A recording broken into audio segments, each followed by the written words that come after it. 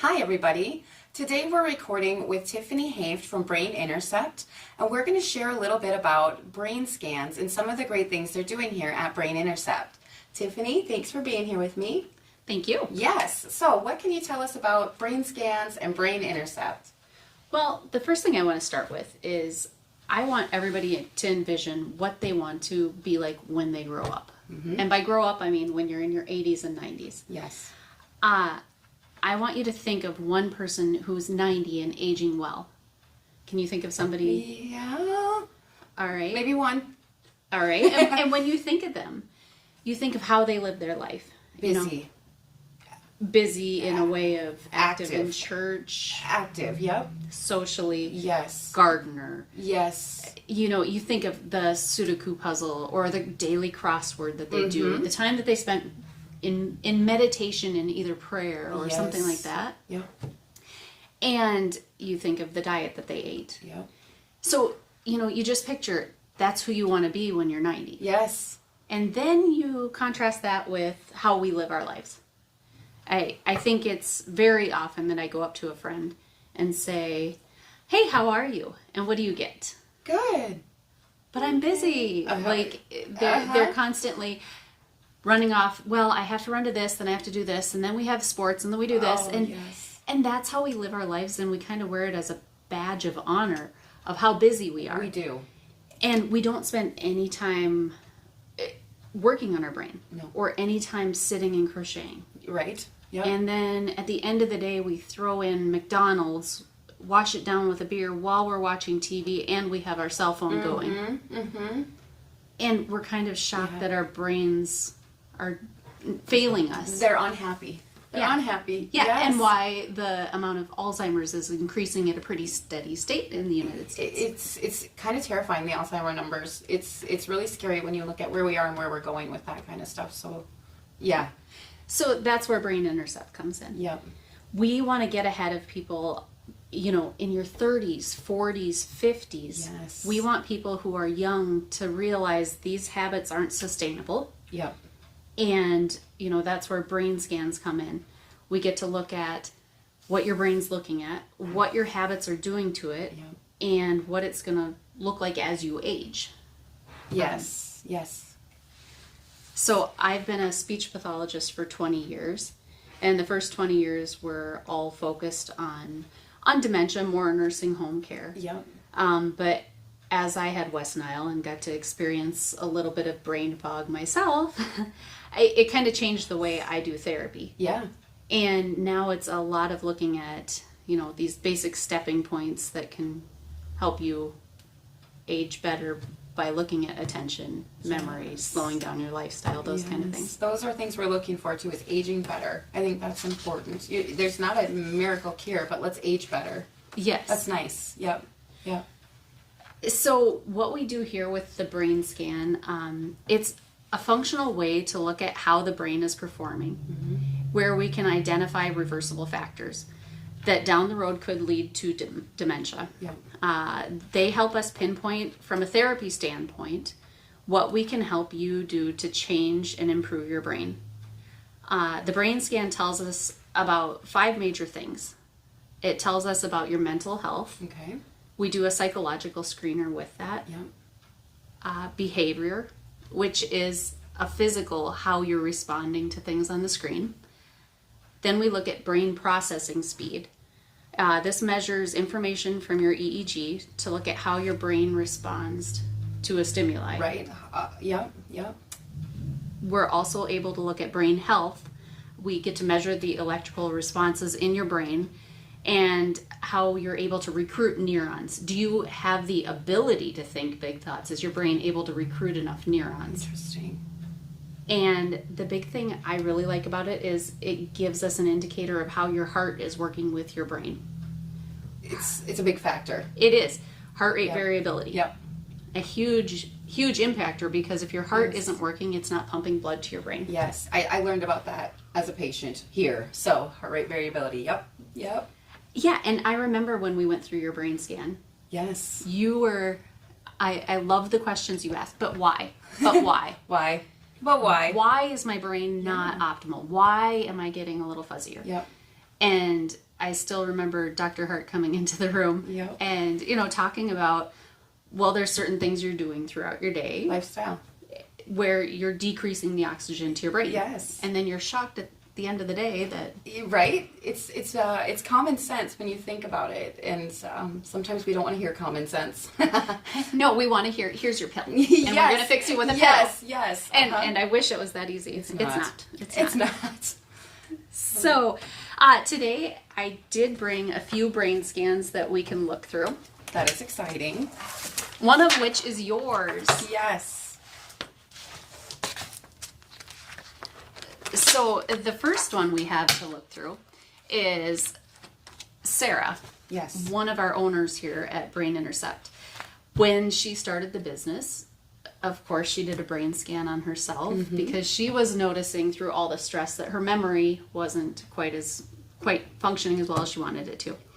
The biggest thing with her is you can see right away she was very moody. She wasn't sleeping well. She had brain fog. Yep. She had poor processing. And the brain scan found that she had a significantly increased fight or flight. She was living in the parasympathetic mode. Yep.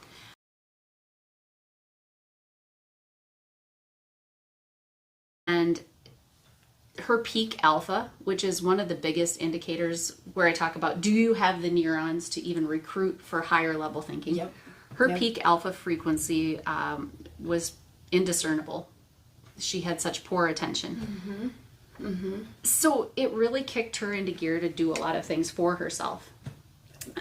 One of the biggest things she did was she went and had a medical workup done and really worked at optimizing her hormones. Yep. She started practicing what she was preaching. She did mindfulness. She managed her anxiety. She started journaling, having a gratitude journal before she went to bed at night. And then working on the attention and memory things that I get to do in speech therapy. Right? The things that speech therapy and brain, you're like, how do those go together? This is how. Yes. I mean, this is how, yeah. She also did a sleep assessment on herself and basically changed a lot of things in her life. And as you can see, in the end, when we look at these, an oversimplification is you want it as green as possible. Yep. Because green is the normal, and then there's standard deviations either way. Yes. And through all of that, she really improved. Significantly.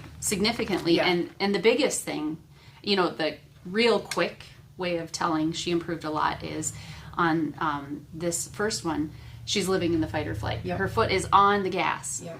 And then in a repeat, she's nice and balanced. It's beautiful. The balance is beautiful.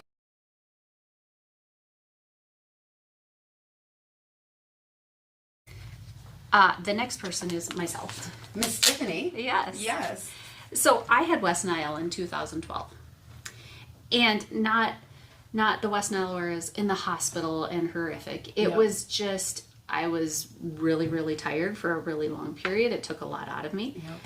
And ever since then, a little bit lower energy. I just can't do as much in my day. But when I came here, they offered to do a brain scan on me, I think. Sneaky way of interviewing me. That's a good way. Yeah. They could know a lot about you that way. And when I had mine done, the biggest thing for me is when I look at the posterior part of the brain, you can see this blue appearing towards the back. Yeah. And that posterior slowing is actually my brain slowing down, the processing speed slowing down. And what I put into place was I worked with some very specified doctors, found out that gluten doesn't work well with my system, kind of understanding the way my body is processing proteins. I added in daily exercise because I wanted to get that heart rate variability up there. Yep. Daily mindfulness. Completely changed my diet. I eat the rainbow of fruits and vegetables every day. Yes. And then I practiced what I preached with memory. I do this for a living, but when I started here, I would sit down with these pretty in-depth books on memory and close them and then say, I can't even tell you what I just read. Oh, that's so frustrating. Yeah. That's frustrating. So what I worked with on you, I get to practice on myself. And there again, on the repeat scan, you can just see again, it's oversimplifying, but my posterior part of my brain is a lot more green, and that's where the long-term memories are stored. Yep. That's where if I start seeing a lot of blue, that's working up towards dementia. We're slowing down. Blue is the wrong direction in posterior. Right. Right. Yep. So headed more towards green.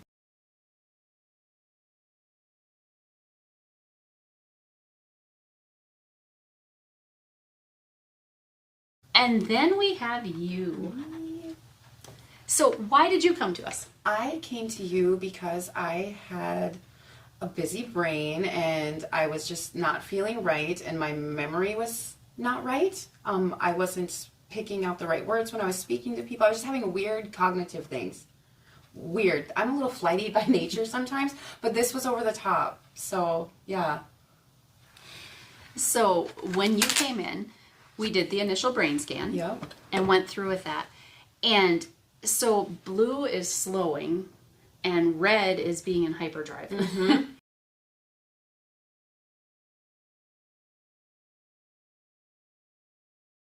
When you look at your brain scan, there's a lot of red. There's so much red. So much red. Wow. Because you just have this busy brain. You're in a million directions. Yeah. And I think you still are, but in a more managed way. You get so much more out of that controlled mindfulness rather than chaos in the brain. So yes, still busy, but much more productive with that busy. So what you did with us was worked with the neurobiofeedback. Yes. I did an initial memory assessment with you. Mm-hmm. And I remember having the conversation about in your daily life how you'd gotten in the habit of just not remembering. Yep. You had a lot of chaotic things go. You had a move. You had a housing market where you were selling a lot of houses at one time. Yeah. Just overwhelmed with a lot of things to the point where in your new house, I still remember asking you, of your row of switches in your kitchen, which one turns on your island lights? And you said, I don't know, I just flip them all on and off until I get to the right one. Just flip them out quick. Flip them out quick. And it was those types of memory opportunities in your day, you just were driving right past them. Like, I'm too busy to even remember that. Yes. And then you look at how much time you were wasting flipping switches. Yes. To this day, when I flip the right switch, I'm like, yes, Tiffany. Yes, Tiffany. For real. I do. So thanks. Yeah, no problem.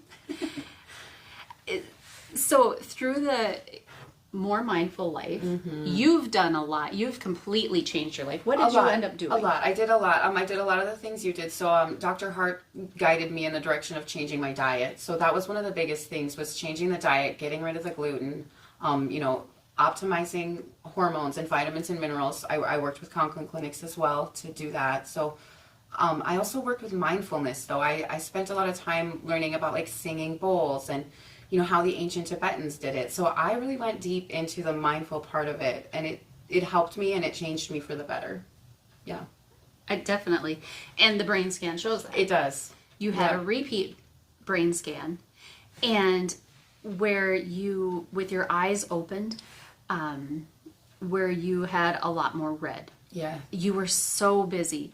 And when you see that, it's almost the opposite effect, where your brain is running in so many different directions, it can't store a memory. Yes. You've calmed that down to the point where your posterior lobe, again, really green, more of a steady state, primed for memory. Yes. I can feel that it's better, definitely. Yeah. So those are some of the brain scans that we have, just kind of showing an example of what that looks like. Then, it really becomes, there's a lot we can do as far as Sarah works with how to live with dementia. Yep. If you're in that state of your life, it isn't just, there's no hope for you. Here's your dementia diagnosis, get your power of attorney in order. It's sad. That, we don't operate like that. Yep. It's, you have a diagnosis of dementia, but here's what we're going to work with your spouse.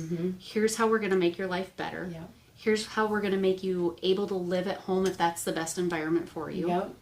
And make sure you get to live your life in the best possible way. So Sarah, our occupational therapist and one of the owners, that's her focus. Yep.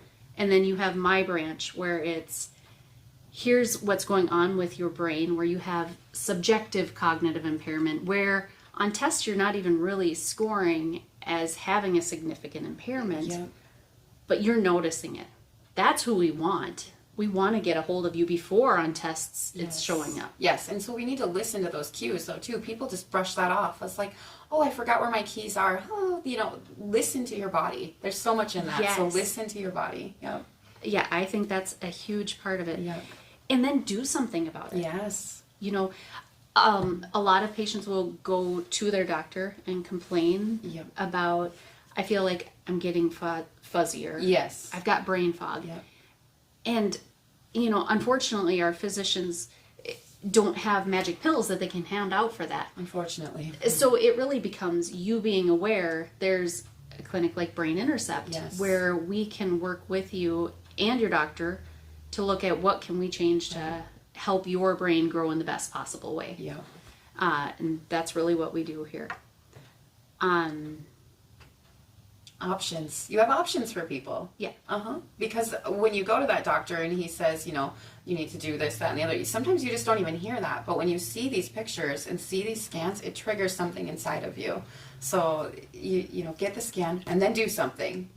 Exactly. And then do something. And so a quick, what are things that you can do? Yep. A take home from this. Yes, if you're noticing those changes, we'd love to have you come in. Yep. We'd love to visit with you if we're the right fit. That we Yes. can give you just here's what you need to change. Here's how you're going to do that and send you on your way, kind of a brain tune-up. Yep. The way I look at it is it's like physical therapy for the brain. When you go Yes. through, you kind of, not to put it as a traumatic event, but you had so many things on your brain for so long. Yes.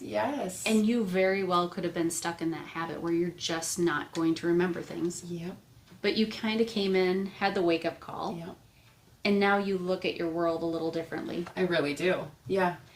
And so it's just teaching you how to do things differently and actually use all of the portions of your brain to get some cognitive reserve going. Yes. You don't have to just get older. Right. It's not just getting older sometimes. So Yeah, take the time. We don't have to just watch our brain atrophy. No. And dementia isn't inevitable. That was kind of part of my motivation too, is that I was terrified to end up in that nursing home and to be that person who couldn't care for myself physically and mentally. So I just didn't want that. And we hear that a lot. I was so scared to come in because I thought you were going to tell me I had dementia. Yeah. And so many of the times it's, you don't have dementia. You have mild cognitive impairment. Yep. You have these areas where you need to work on, and you can work on growing that. Yes. It isn't just, I think 20 years ago when I started in speech therapy, we didn't really know that you could grow new brain cells. It's kind of a newer thing in science. Your neuroscience of memory is awesome. Yes. That's a really great book too. But yes, we can grow the brain. We can retrain it. Exactly. And you brought up this book. It's so excellent. The Neuroscience of Memory, it's actually a workbook that you can do. Yep. Dr. Sherry she just puts it all in layman's terms. And it works. The things she's saying work. I mean, It does, because as you're going through, you'll be reading along and you actually have to answer questions. Yep. And it really brings some insight into it as you're reading, and then you have to write down your answer. Yeah. And as you're writing, you stop and think, I really have no idea what I read in the paragraph before this. Yes.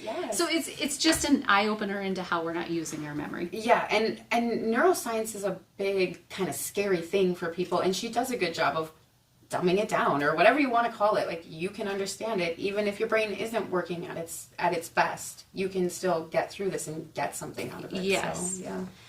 So some of the tips I have for growing a better brain, Yes. It's all right out of this book. The number one thing I always tell people is I wish it was everything that I was doing that was the number one thing to Wouldn't that be improve. great? I know. Yeah. But it's exercise. Yes, like physical movement. It is. Movement. The best study, I love this study, it was of some 60-year-old women.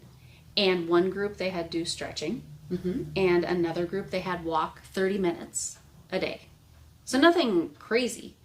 And then a year later they looked at their brains, did a MRI. Yeah. to really look at cerebral volume. Yes. And the group that just did the stretching, their brain had atrophied 1.5%. Okay. So that's the average after 60 of what happens to your terrifying. brain. Okay. That's the norm That's if we do. don't fight against Yep. it. But the group that walked every day for 30 minutes, their brain actually grew by 2%. 30 minutes of walking. Yeah. So it's just so important. Basically, it just sets the stage for the memory, for the aging well. Everything. Yep. Yep. Another thing is learning new things. Yes. So I always think that after you spend all this time exercising, if you can then come back and read something new, you're primed for learning at that point. Your blood's all pumping. You're Exactly. ready to go. Exactly. Yes. So actually learning new things. As we retire, there's a huge drop off in our attention and cognition, and it is because people retire and say, I don't have to think anymore. Yep. Yep. I think you had explained it to me where you can like almost lose a branch of the brain's, neural connections, when maybe you lose your hearing or you quit working or you stop doing some of your over busy things, but you don't want to completely stop everything. Find a happy medium. Right. Yeah. That is, I always think of the brain as a tree. Yeah. And every time you learn something, you're growing neuronal branches, Yeah. so to speak. Yeah. But you're working on growing that. Yep. But yeah, if you retire and you trim off 3 of those branches and you don't replace them with something. Anything. Exactly. Yep. Learn how to knit. Yes. Learn how to scuba dive. I don't know what. Anything it is for you. Yeah. Yeah, Yep. it's all these new branches you're growing. Yep. Reducing stress in your life or learning how to deal with it. That's a huge part of it. I always say your smart part of your brain can't be on at the same time as the anxiety, stress part of your brain. Yep. So if you're living in that stressed out world, your memory is going to suffer. Yes. Another big thing we need to do is sleep. If it were only that easy. Yes. But yes. Sleep, but sleep naturally, not with Yep. sleep medications. Yep. And, that's one thing Sarah works on with people is what are your sleep patterns? How can we get you to sleep better? It's foundational. It really is. Yeah. Another big thing, healthy diet. Easier said than done. Easier said than done. Especially in our modern world. Yes. But And it's possible. It is possible. it is. It takes a little bit more planning. Yep. Yep. Controlling blood sugar spikes is a great big thing. Yeah. When your blood sugar spikes, those little capillaries Yes. feeding the frontal lobe where Yep. you have all your smart thoughts, those little capillaries, the red blood cells actually swell when your blood sugar goes up. And then you don't get blood to all of the little capillaries in your brain. The inflammation, the swelling. And Blood sugar. keep doing that for a lengthy period of time, you get vascular dementia. Yep. Yep. And just a word on medications. Everybody that walks in here says, I'm so glad that we're here. What can you put my wife or husband on? What medication? Oh, I wish it was that easy. No. It's not. But you wouldn't go to, for instance, you wouldn't go to a physical therapist and say, I want a bigger bicep. Right? What do you have in the pill box Do you to help have me grow one? that? Yeah. Can you just, no. Yeah. It's not immediate. None of it is immediate. Yeah. Right. And then another big thing as far as aging well with our brain is being social. Yep. So socialization is probably the best brain exercise you can have. There's a lot more research coming out on that too. With our pandemic and all of that kind of stuff, it really affected us. It affected our mental health. So It did. Yeah. And there again, Yeah. The pandemic caused us to huddle in, not socialize. Yep. And if you had just retired during that time, or if you had gone from working in a busy office to home. to home, Yes. and you never really crawled out of that hole, you might need a little kickstart for your brain. Yep. And that's Yep. what we're here for. Socializing. Yeah. So important. Yeah. Yep. So those are just some of the things that we Anybody can can do that. Anybody can do those things. Yeah. Right? Eat better. Exercise. Get some sleep. Yeah. Yeah, and the bigger picture part of it, when we do those brain scans, you said it, when you actually get to see on a scan, Yep. this is the effects of my decisions. Yep. And, I can tell myself I need to exercise, But when I see, oh, my heart rate variability is lower than it should be, Yes. which means my heart isn't feeding my brain.